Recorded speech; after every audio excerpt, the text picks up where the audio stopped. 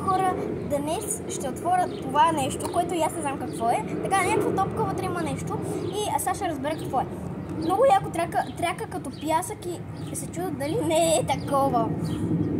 А моята приятелка не ми вярва, че е такова и сега ще разберем дали е такова или пък не. Така, чакай, че не мога да си поставя телефон.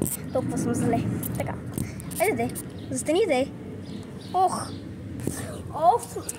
Хвани малко. Така. Така, искам се виждам. Така, къде ти иде, бе? Така, откъде се отваря, не знам. Ето тук. Много бисам да такова. Аз ще разберем 3, 2, 1. Такова и е, найс. Ето го, малко бананче. Много приятно. Ама не знам дали е пясъчно. Откъде се отваря това? Ето. Така. Стига го мести, искам мен да следи. Това е скуши. Имаш уникално. Душни. Защо тракаш така? Май заради пликчето, я чак. Зато тракат някак така. Ама аз не искам да е скуши, искам да е такова. Как се казваше? Къде вътре има пясък? Или поне да беше диня! Да беше поне диня.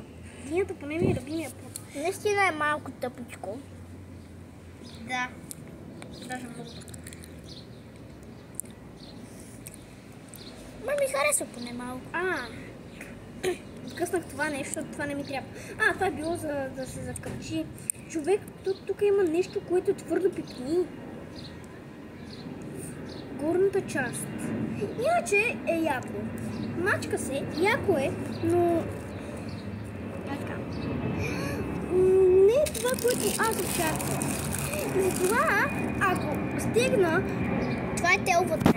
Да, ако стигна... Колко трябва да стигна лайкове?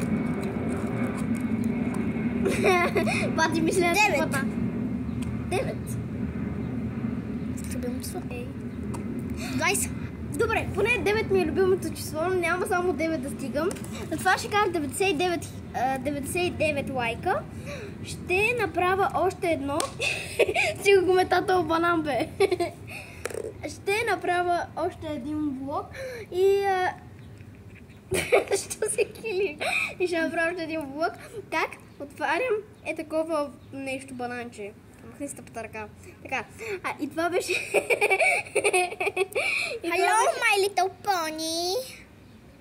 И това беше всичко от мен за днес. И казвам, ако стигнем 99 лайка, ще направя още една поредица. Чао!